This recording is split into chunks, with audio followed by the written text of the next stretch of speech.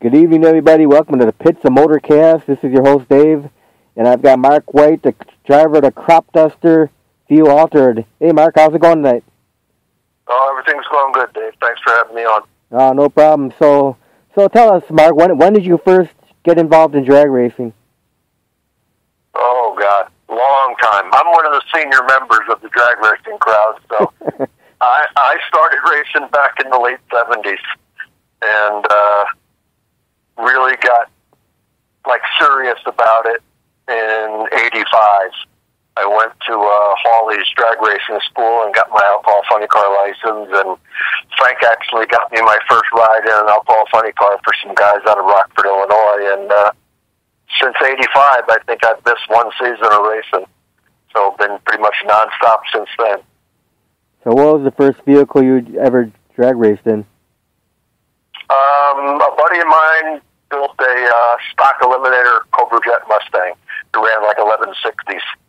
And he didn't want to go any faster, and I did, so I bought a front-engine dragster and put a small block in it, and it would run like 890s at 100.5 or something like that. And then I made the big foolish mistake of trying to go comp eliminator racing on my budget, and had S&W Race Cars build me a brand new rear-engine Econo rail and built a C Econo dragster, but as soon as I'd get it finished, they'd change the rules, so it was pretty obvious to me that I didn't have enough money to own my own race car. So I figured I had to find a way to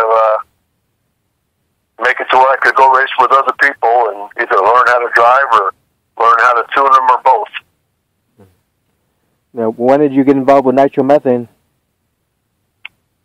Well, in 1981, I grew up in New Jersey, and my buddy decided to build a Top Fuel car, and he lived in Chicago. So he called me and said, "I'm going Top Fuel racing. Do you want to go?" So I said, "Sure." I packed up and moved from New Jersey to Chicago, and we ran a Top Fuel car for about 4 years.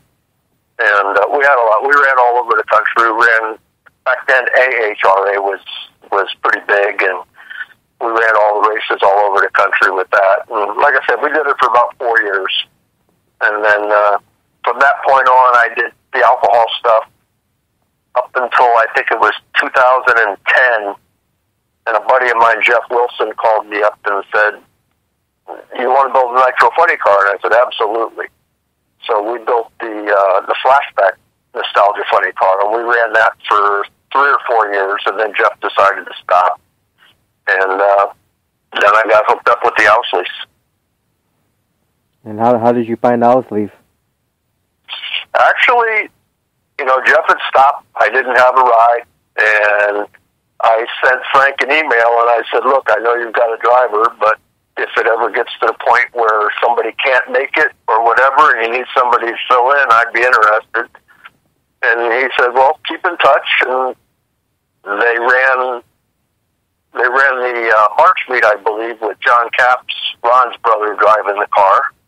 And, he's from the West Coast and Frank's from the Midwest. So after that, Frank called me and said, "If you want to drive my car, let's put something together." So I said, "Absolutely." And we got the ride in the Crop Duster, and I've been there since. Now, when you started driving it, it was fuel altered or it was a funny car? When I first drove it was a funny car. It's the same car. Yeah, we just swapped the bodies back and forth. But I think I drove it for the end of one, finished off that first year and never drove it as an altered. And then when the DRO decided to allow Nostalgia Top Fuel and AA Fuel Alters to run with the funny cars, we went to the first race in Paducah, Kentucky with the altered. And that was the first time I ever drove it, and we actually won that race. So I'm 2 for 2 in the altered, so I kind of like it. So do you guys still use the funny car body? We do. We haven't been out much this year. We switched over from Frank's 392 engine program to a 426 this year. And believe it or not, we had a terrible time getting all the parts to put it together. So we got a late start. We tested with the altered. We went to the Fuel Altered Nationals, did that, and now we're going to go down to that Chris Graves is putting on a race down in Denton, Texas called Funny Car Chaos, and we're going to head down there the last week of this month and run the funny car down there. So yeah, we go back and forth. I like the altered; it's a lot of fun, but the funny car's cool too. Okay, so you were at the Fuel Alter National, the same one that Joey Haas was at. Yep, and actually Joey won what I guess they call it the B field, and we won the A field. So, like Joey said, we brought the trophies back to Illinois. Right, that's very cool. Yeah, that's an awesome race. I really like it. Eddyville's an awesome racetrack, and all the cars that show up are good cars and fast cars, and the fans there are they're something special. Now, do you have any idea how Frank came up with the name the Crop Duster? Well, that's what Frank does for a living. He is a crop duster. He owns 2 crop dusting airplanes, and he's the guy you see out there flying at 200 miles an hour, 2 feet off the ground with his airplane spraying the field. So that's what he does for a living. Now, so far in the car, what's been your fastest run time? We've gone, with the funny car in Bakersfield, California, we went 566 at 258. And in Bowling Green, we went a 563 at like 253 with the funny car. With the fuel altered, we usually only run the fuel alter on 8-mile tracks. And at the fuel altered nationals in the final against the Nitro Madness car, we went 374 at 200. So that's the fastest with the altered for me. So how many crew members do you have for the Crop Duster? We have 4 that pretty much go all the time, and then Frank and his wife Deborah, who they own the car, and we usually have 1 or 2 guys that kind of rotate and come with us and help us with some of the things. But we try to keep a core group of 1 2-cylinder head guys, a clutch guy, and a bottom end guy. You really need to keep your crew guys consistent with these cars. There's so much going on. They have to be put together just perfect every time in order to make good, consistent runs. So we try to keep our guys all the same, and it's hard. That's the hardest part of this thing, is putting a group of people together that everybody thinks the same and everybody wants to do well, and everybody can get off work and away from their families and everything to do this. So it's a challenge, but we've been doing okay so far with it. Do you do a lot of mechanical work yourself on the car? I do. I like it. Lately I've been doing the clutch on it. Normally when we lost our 1 clutch guy for a while, so I jumped back and did the clutch. But usually I was a cylinder head guy, but I can pretty much do whatever job needs to be done. But I try to either the clutch or cylinder head is usually what I like to do. Yeah, I did an interview with Mike Minnick recently, the Chi-Town Hustler. I was asking him, who is the inspiration? What he said, most people say John Force, but he said he picked Dal Worsham because he likes guys who actually do their own work on a car. Yeah. No, I enjoy working on the car, and with the alcohol cars, when I ran those, I tuned the alcohol cars that I raced, so I enjoy the tuning. I enjoyed working on it, and I still enjoy driving it. So it's a good deal. I like everything about it. Yeah, you don't just go to the track and have a bunch of other people working on the car for you and sit around. No, I don't ever want to do that. I like to get in there and see what's going on, and I'm sure other guys have told you, you can look at the parts of these cars and tell what's going on, and it helps you make good decisions. So if you're just sitting back, drinking water while everybody else is working, you don't, you miss things. So it's important to me to work on it. I like it. So back when you started drag racing, way back when, what drivers were inspirational for you? Well, before I started my own cars, I grew up just about 45 minutes away from Englishtown, New Jersey, so I would go down there for the Summer Nationals, and they had all kinds of booked-in shows, and anytime the funny cars or Top Fuel cars were there, I would just go down there and basically annoy somebody until they'd let me help them do something, whether it was just cleaning oil pans or running errands or whatever. So, I mean, the Trojan horsepower, I was always a big fan of that car way back when. And, of course, Jungle Jim, he was an East Coast legend. So, but when I moved out here to Chicago, I got involved with a guy named Fred Mandolini, who's just he's a legend. Former world champ, NHRA Alcohol Funny Car world champion, just a engine builder extraordinaire, and he basically taught me how to run an alcohol funny car and how to have the mindset to tune an alcohol funny car and look at things. And then when we put the flashback car together, I was able somehow to convince Fred to come over and be the crew chief on that car. So we raced with that car for 3 years, and he's just, I still call him when I get a little lost about something or have a question about something. And he pretty much just has taught me pretty much everything I know about drag racing. Now, on a week we have a weekend of drag racing. How do you prepare for that? On a weekend, it's just, you put it in your mind what the goal is.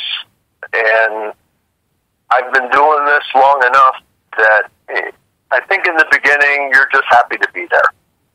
And now, if you told me I can go to a drag race tomorrow, but I can't win, I'm not going. Now, for sure, I'm not going to win every drag race I go to. It's, impossible. Right. But I'd never leave the house thinking that I didn't have a legitimate chance to win the race. And when I get to the races, the only thing that matters is the race car. I don't want to go socialize. I try to be friendly to everybody. The fans come up, I'll always find time for them. But the goal is to get whatever prize is at the end, whether it's trophy, cash, a handshake, a photo, whatever it is. When we put our car in a trailer at the end of the weekend, we want to be the last guy standing. And to me, that's the only reason to go. So can you tell us the experience of the first time you got behind the wheel of the crop duster? Like I said, it was the fuel altered. No, it wasn't. It was the funny car the first time I drove it. And it was just, I had driven the flashback car, so I was aware of the procedures and everything, but it was just, do a good job. When you're quote-unquote a hired driver, you got to bring the guy's car back in one piece. So you don't want to drive over your head. You just go as fast as you can, but your foot is, the throttle pedal goes down and the throttle pedal comes up. So you just want to make sure you do a good job, prove to him that he's got the right person in the car, and try to come back and relay as much info from the run to help the crew chief tune the car for the next run. So that's the whole purpose of just trying to be a good addition to anybody's team. Right. So what are some of your favorite tracks to run on? What is that? What are some of your favorite tracks to run on? Oh, like I said, I love Eddyville. I really enjoy racing there. It's just a cool little racetrack. Joliet, my home track, it's a lot of fun. When I was running NHRA and the Alcohol Funny Cars, my favorite track was probably Pomona. There's just something about that place. You're sitting there and looking in the background, there's mountains with snow on them, and you're down there drag racing in shorts. So it's pretty cool. And I've pretty much been to every NHRA national event track in the country, other than I've never been to Denver. And because of the conditions and the altitude and everything, I don't really care if I ever go, because it's just going to throw my whole tune up in the garbage, I think. But every other one I've been to, and they all have their pluses and minuses, and Pomona probably ranks up there as my favorite. What do you think about Great Lakes Dragway? It's been a long time since I've been there. Back when we had the Top Fuel car, we would match race Garlets up there on all their everything, and we always had a lot of fun up there, and the fans were just crazy. But like I said, it's been quite a few years since I've been to Great Lakes. Yeah, that was back when Broadway Bob was running it. When Broadway Bob was running it, he'd come over and tell us what we needed to do with some crazy sunglasses on and a beer in his hand, and that place was a circus. Yeah, there'll never be another Broadway Bob. There never will be. He was one of a kind, and in the time period that he was able to do what he did, everything just kind of fit together. You know, it was a crazy place to go drag racing, that's for sure. It was a true circus going on up there with all the cars he had booked in and everything. But we always had fun. Did you ever run a US 30 drag ship? I did. I ran US 30 with the Top Fuel car and one of the AHR races down there. I think we went our first we went 597 or 595 at US 30 way back probably in 80, 81 or something like that. So yeah, I've been a lot of tracks that don't exist anymore. That's how old I am. Currently, does the Crop Duster have any sponsors? Basically, the car is self-funded by Frank and Deborah Housley. We have a few parts sponsorships that help us out and supply us with the parts we need to run this thing. But basically, it is funded by Frank and Deborah's Crop Duster Flying Service. And Frank's Flying Service is the name of his business, and that's how he feeds this thing. I mean, he's dead serious about what he's doing, which is part of the reason I like being there. He's kind of a little bit like me. He's kind of a mad scientist. He's always wanting to try something, and that's something I like to do. I don't want to just keep making the same run over and over and over. We're always trying something, always trying to go faster, and he's probably working on it right now.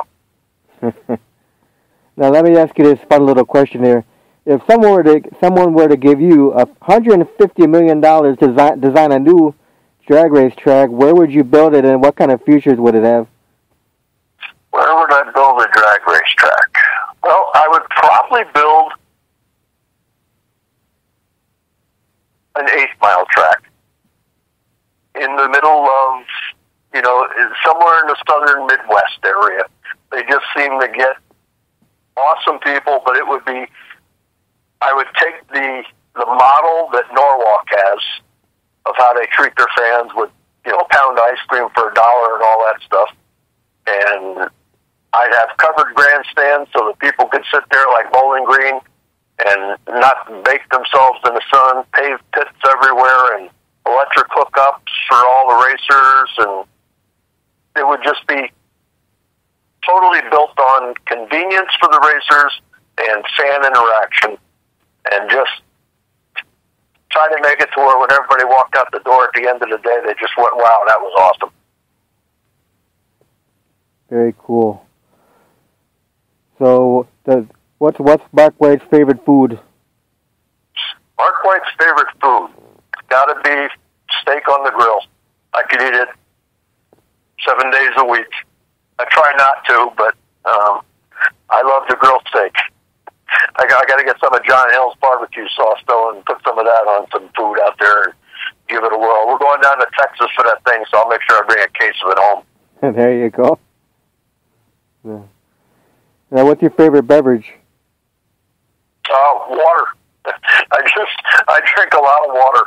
I kind of weaned myself off the soda and everything a while ago, and I just drink water. I'm a boring person when it comes to that kind of stuff. Now, going back to food, like on a race day, do you have any special eating habits, or you eat regular? No. I try not to. I stay away from the sweet, from sugar and stuff like that, because it just, by the end of the day, it just seems to wear me out. I don't eat a lot when we're at the races because you're out in the sun and it's just baking you. So I just stay hydrated and eat just a little bit. If there's fruit, I'll eat a lot of fruit. And but that's about it. I don't eat big meals.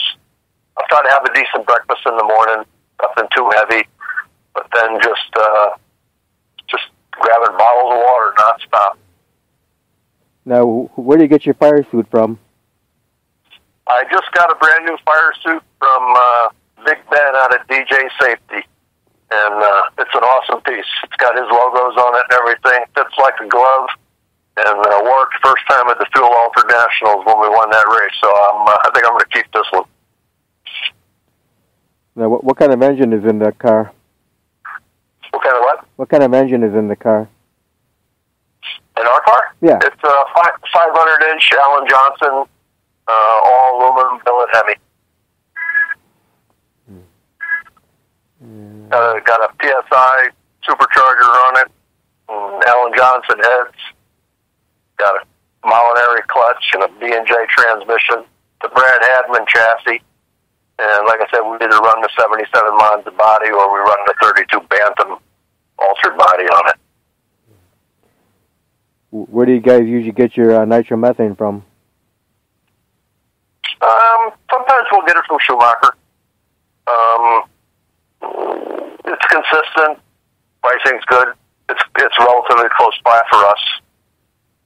So a lot of times we'll get it from them. Sometimes the tracks that we go to will have a vendor there that we can buy it from. I mean, it's a little difficult to purchase it out nowadays, but, you know, Frank's registered and everything, so we don't have too much of a problem, but you don't want to keep too much of it around. Right. Now, throughout your whole drag race long career, have you ever had any accidents or near accidents? Trying to think of what year it was. 01, I think. At Englishtown, I was driving George Etterman's alcohol funny car, and I think it went 570, 250 something, and the parachutes got tangled up in the wheelie bar, and so Englishtown's a little bit short to begin with, and I grabbed the brake handle, and all of a sudden the brake handle just went clunk, and we had a catastrophic brake failure on that run also.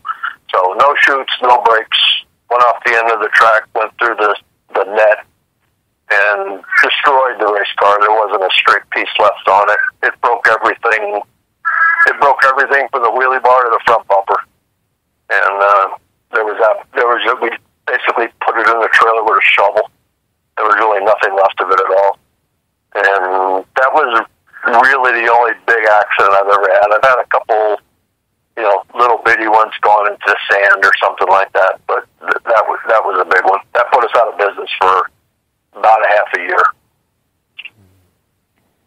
Now, Mark, if you were able to do time travel and go back in time, would you do anything differently? I would have started earlier. I wish I had gone on the road with the match race funny cars back in the 70s. That would have been something. I wish I was actually born 10 years earlier than I had started drag racing, because I would have absolutely loved to have been a traveling match racer back in the day, and, you know, just 4 or 5 dates a week and just roll into a place, run your race, load it up, head down the road to the next one. I know a lot of guys that did that back in the day, and to hear their stories, it was just, that was the time. I would have really liked to have done that. Now, back when you first started drag racing, were your mom and dad involved? Not at all. Not at all. I don't know. A friend of mine lived a couple doors away from me, and he's a very prominent race car letterer in New Jersey. Him and his brother, his brother is like a world-renowned artist in the movie theater, you know, motion picture industry. And they like to go to Englishtown, and somehow I started going with them. And I think the first time I ever went, I was just hooked. And my dad, up until forever, he always asked me when I was going to grow up and stop doing this, and I said, hopefully never. But no, they had no interest in cars whatsoever. So, outside of drag racing, do you have any other hobbies? I tried playing golf for a little while, but I'm not very good. My brother used to drag race with me. He used to go with me and work on the car, but he decided to and I tried, but me and that little white ball don't get along too well. So pretty much drag racing, that's pretty much, I mean, that's what I am. I'm a drag racer. That's pretty much it. Yeah, it's in your blood. Pretty much ate up with it. It's in my blood, and I've been super, super fortunate to be able to do it as long as I've done it, and always have a place to race for, 40-something years, probably. So, very fortunate, very happy, very lucky. Now, if you had a chance to get behind the wheel of a pro mod, would you do it? In a heartbeat. In a heartbeat. There's not really nothing I wouldn't get in and try to drive.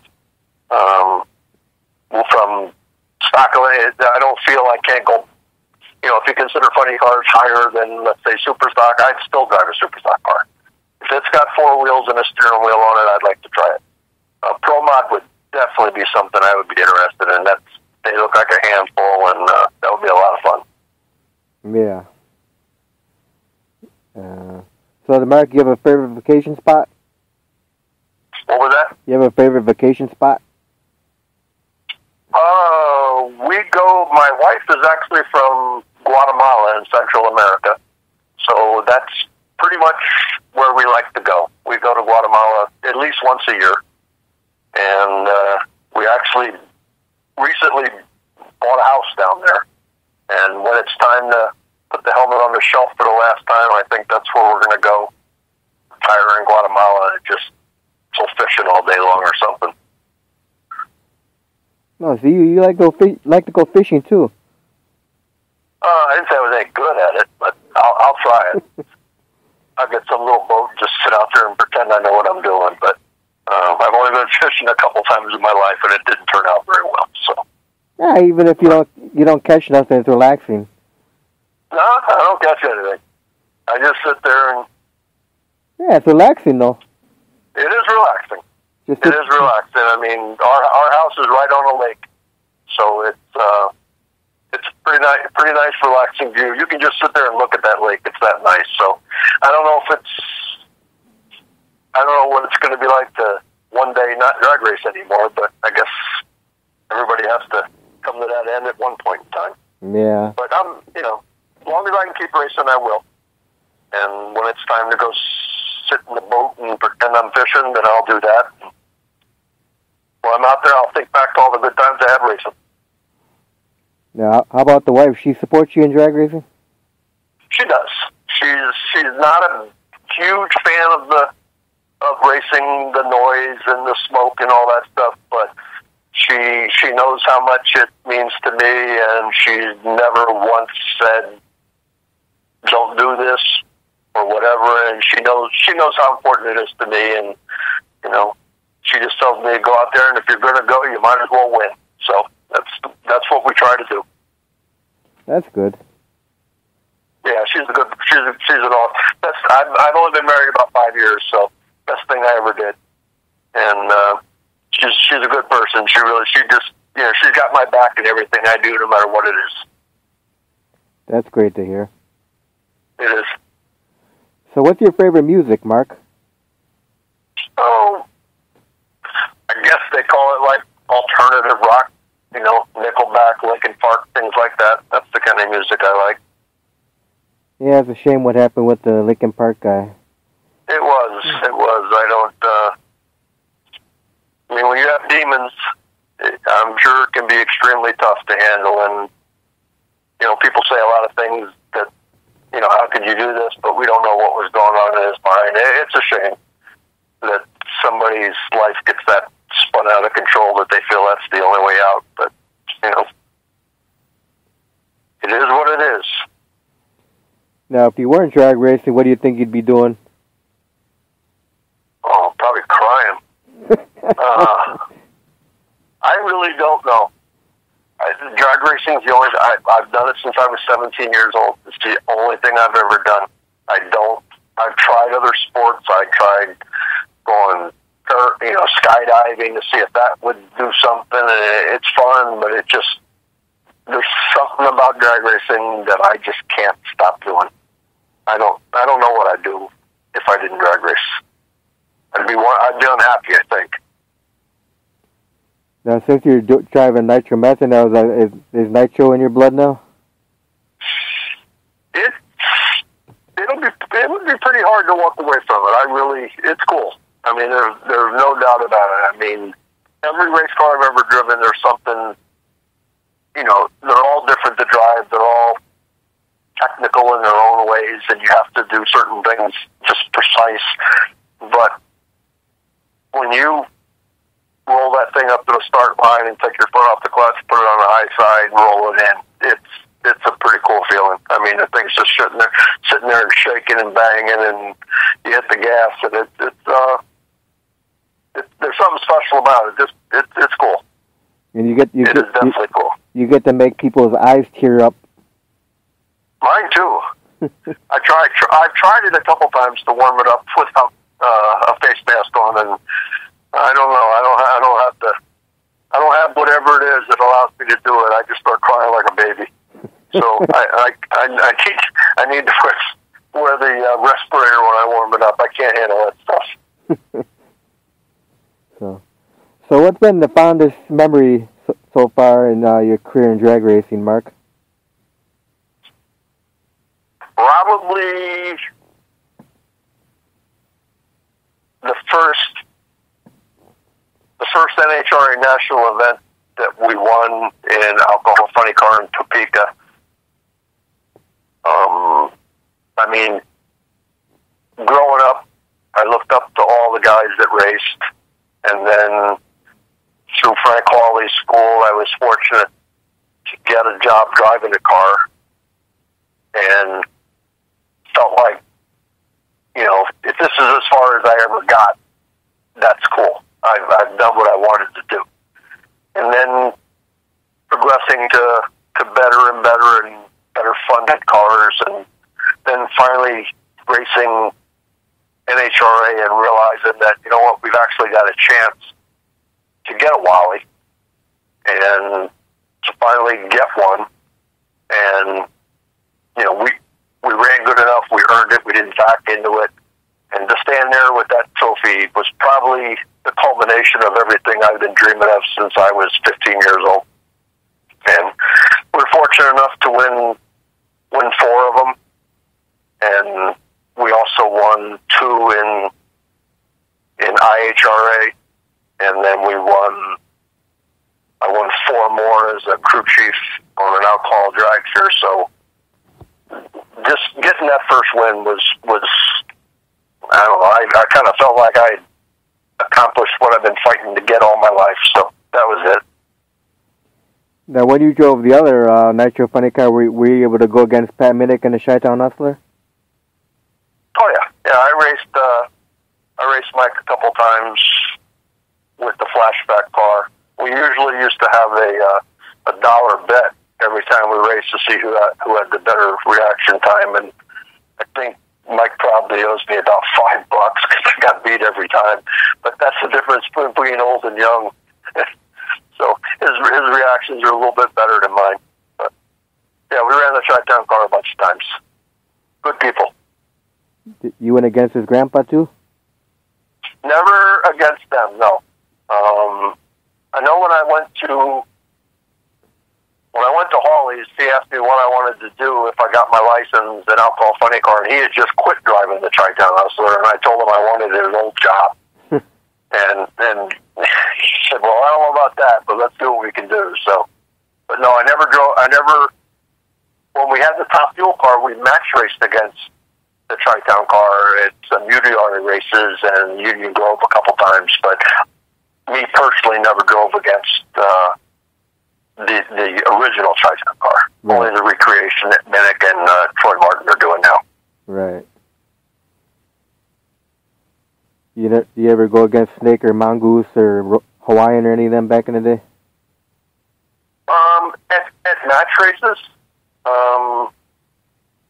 when we had the Top Fuel car, Mike Dunn, who was driving the Hawaiian Punch car at the time, was pretty good friends with the crew chief on our car, who was my roommate at the time. So we would go to a lot of races they were at, but at the time we were in Top Fuel and they were in Funny Car, so only in a match race would we ever run against them. So how many events do you have left for the season? Actual events, we're going to go to the Funny Car Chaos, and that's probably going to be it for this year. We are going to go testing sometime between now and then, just to refine our combination a little bit, try to make it a little bit faster so we can go down there and bring home another check and a trophy. That's our plan. So just another test date, and then the Funny Car Chaos the last weekend of September down in Denton, Texas. That'll be our last race this year. And then we'll get a game plan for next year. You guys do your testing at Route 66? No, we usually test at Cordova. Cordova is about a 10-minute drive from the Ousley's house and shop. So it's just more convenient for us to go there. And if they know we're coming, they usually prep the track for us. And we went 376 there with the car before the World Fuel Internationals, and that was a good run. So we can learn enough. It's a good enough racetrack that we can learn what we need to learn there. And it's so convenient, it's close. Now, if people want to follow the Crop Duster online, where can they find the info at? Just Crop Duster on Facebook is the best place to find it.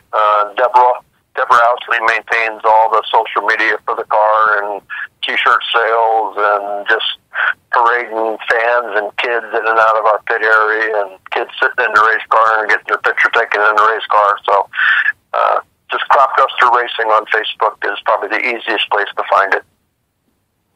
Sounds good. Now, Mark, do you have any last words for all the fans out there? Just keep supporting the sport and come out there, and the main thing is get your kids involved. It's such a great sport. If you ever go to a drag race and talk to people that are competitors, they're just the greatest people in the world.